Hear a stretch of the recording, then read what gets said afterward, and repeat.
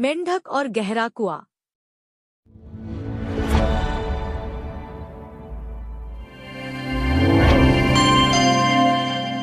जंगल के बीचों बीच एक पुराना इलाका था, जहां जमीन उबड़ खाबड़ थी और पेड़ भी बहुत ऊंचे नहीं थे।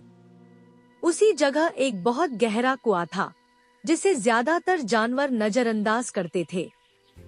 कुएं का मुंह छोटा था, लेकिन गहराई इतनी ज्यादा थी कि नीचे क्या है कोई साफ साफ देख नहीं पाता था।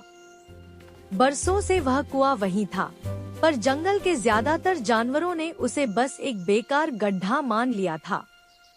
उसी जंगल में रहता था एक मेंढक, जो ज्यादातर समय उसी कुएं के पास बिताता था। उसे कुआं बहुत पसंद था, क्योंकि वहां हमेशा ठंडक रहती थी और पानी भी कभी सूखता नहीं था। मेंढक को लगता था कि उसने इस कुएं को पूरी तरह समझ लिया है। उसने ऊपर से झांककर, पानी की सतह देखकर और आसपास की मिट्टी देखकर अपने मन में यह मान लिया था कि कुआं सुरक्षित है और इसमें कोई खतरा नहीं। धीरे धीरे मेंढक ने जंगल में यह बात फैलानी शुरू कर दी कि यह कुआं सबसे अच्छा और सुरक्षित स्थान है। उसे पूरा भरोसा था कि जो वह देख पा रहा है वही पूरी सच्चाई है। वह अक्सर कुएं के किनारे बैठकर दूसरों को समझाता कि डरने की कोई बात नहीं, यह बस दिखने में गहरा लगता है। उसकी बातों में आत्मविश्वास था, इसलिए कुछ छोटे जानवरों ने उस पर यकीन भी कर लिया। समय बीतता गया। एक दिन बरसात हुई और जंगल में हर तरफ पानी भर गया। तालाब, नाले और छोटे गड्ढे सब पानी से लबालब हो गए। उस दिन मेंढक को लगा कि अब उसका कुआं और भी बेहतर हो गया है, क्योंकि ऊपर से देखने पर पानी शांत और साफ दिखाई दे रहा था। उसने बिना ज्यादा सोचे समझे यह मान लिया कि अंदर भी सब वैसा ही होगा। कुछ दिनों बाद जब बारिश रुक गई, तो कई तालाब धीरे धीरे सूखने लगे।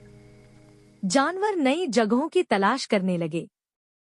तब मेंढक ने फिर से सबको कुएं की ओर बुलाया। उसने कहा कि यह कुआं कभी नहीं सूखता और यहाँ सब सुरक्षित रहेंगे। उसकी बातों में अब पहले से ज्यादा भरोसा था, क्योंकि वह खुद भी उस पर पूरा विश्वास करने लगा था। लेकिन असलियत यह थी कि कुएं के अंदर के हालात बदले हुए थे। ऊपर का पानी शांत था, लेकिन नीचे कीचड़ जमा हो चुका था।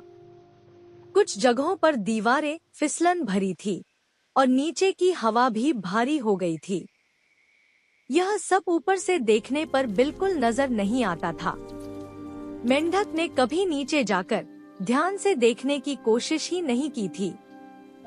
जब कुछ छोटे जानवर कुएं के पास पहुंचे, तो उन्हें हल्की सी घबराहट महसूस हुई।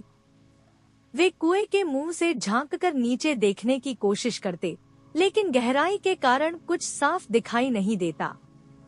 मेंढक ने उनकी झिझक को डर समझा और उन्हें आश्वस्त करता रहा कि चिंता की कोई बात नहीं है। उसकी अपनी सोच इतनी पक्की हो चुकी थी कि उसे किसी और की बात सुनने की जरूरत ही महसूस नहीं हुई। आखिर एक दिन मेंढक खुद कुएं में उतरने लगा, ताकि सबको दिखा सके कि कोई खतरा नहीं है। शुरुआत में सब ठीक लगा। ऊपर का पानी ठंडा और साफ था, लेकिन जैसे जैसे वह नीचे गया, उसे एहसास हुआ कि हालात उसने जैसे सोचे थे वैसे नहीं है। नीचे पहुंचते पहुंचते पानी गाढ़ा और भारी हो गया। दीवारें फिसलन भरी थी और ऊपर लौटना आसान नहीं था। मेंढक को पहली बार समझ में आया कि उसने कुएं को सिर्फ ऊपर से देखकर ही सब कुछ मान लिया था।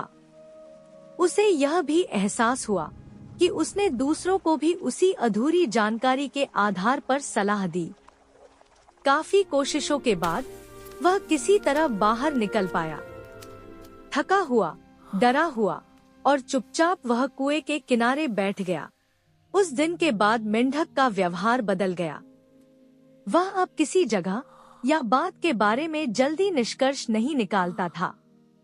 वह समझ गया था कि जो चीज ऊपर से शांत और सुरक्षित दिखती है, वह अंदर से वैसी ही हो, यह जरूरी नहीं।